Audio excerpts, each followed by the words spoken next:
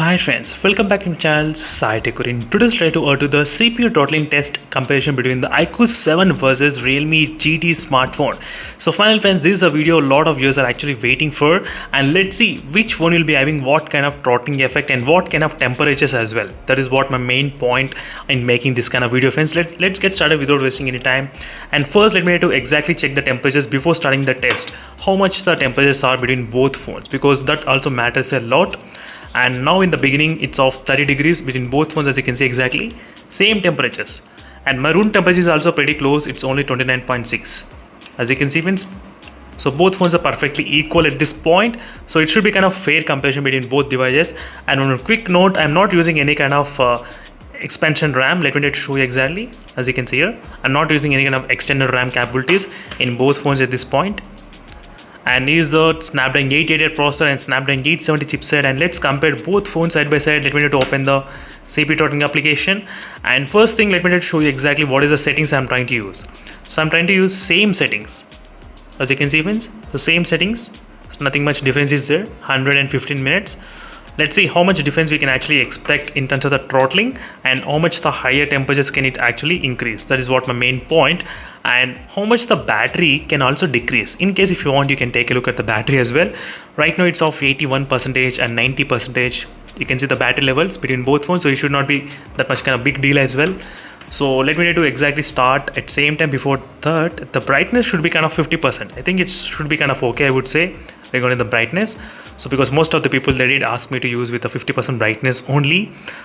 So the test has been started friends officially without wasting any time, and let's see what is the scores we can actually get. At this point we are seeing slightly same kind of score, as you can see, same kind of numbers we are trying to see between both phones. So Snapdragon 870 chipset versus Snapdragon 888 chipset from the Realme GT. And I'm not using any kind of GT mode. I'm not using any ultra game mode, nothing at all. So nothing is enabled at this point. I'm just running the CPU throttling application, comparing both phones side by side. Let's see how much difference can it actually makes. And right now the score increased all of a sudden in the Realme device.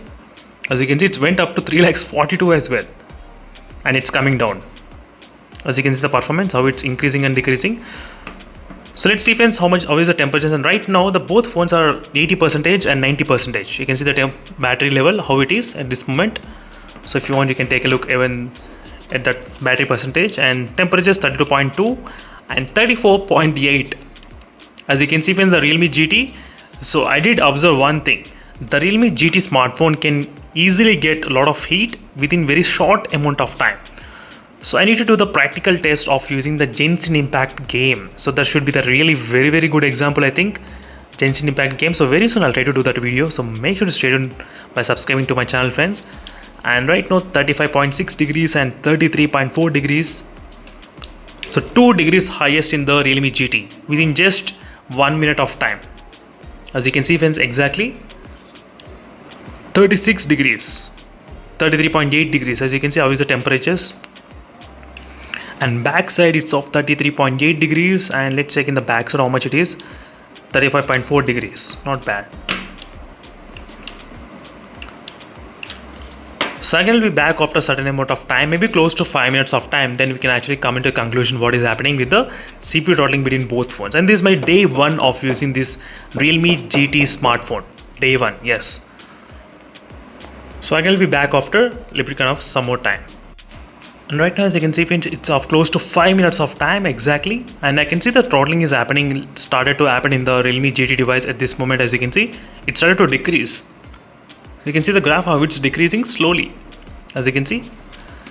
And let's check the temperatures. What is the temperature at this moment? The temperature in the iQOO 7 it's of 37 degrees, and in the Realme GT 39.8 degrees. As you can see friends, 2 degrees more, so 2.5 degrees, kind of 2.5 degrees, as you can see exactly. So you can clearly see how much difference is there in the temperatures. So temperatures are really increasing in the Realme GT device, but the stability you can see in the Snapdragon 870 in the iQOO 7 device, it was able to maintain really good the stability and the consistent performance, and there is not much throttling is happening at this moment. So again, I'll be back after maybe 10 minutes of time, then we can actually discuss in more details about the graph, what is happening with the graph as well. So right now, as you can see friends, we're getting close to 15 minutes of time as well, and till now the iQOO 7 was able to maintain about 3 lakhs only.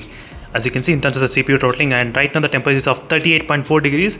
So just now the temperature started to increase, and whereas the Realme GT was about 39.6 degrees. As you can see, right now it became slightly close, 38.6 and 38.6, as you can see 39.6.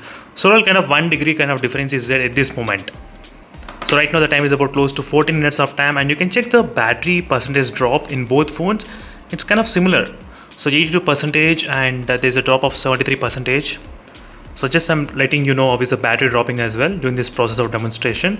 So this is a test without using any kind of GT mode.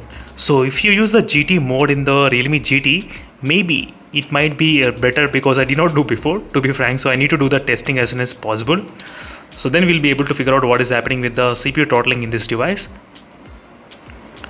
But at this moment, as you can see, the clear difference between the Snapdragon 870 versus the Snapdragon 888 from the iQOO 7 versus Realme device. So what is happening with the stability and everything regarding the graph, you can clearly see the difference, how it is. So finally 5 seconds more left. As you can see, 5 seconds left. 4, 3, 2 and 1. Finished. As you can see friends, these are the results which we got right now. So the high score we got about 3,44,000 and the Realme GT, not bad. And the high score in the iQOO 7 is about 3 lakhs and 3,24,000, as you can see. And the average is about 3,15,000, not bad. And the average is 3,10,000 in the Realme GT, only 5,000 less.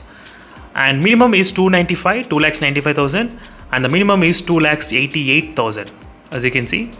Just a little bit difference is there between the average and the minimum between these both phones, Realme GT and the iQOO 7 device. But overall, the iQOO 7 was able to manage really good in the 2 points lead, average and the minimum points got lead in this device. And even the CPU throttle up to 95%. That's fantastic.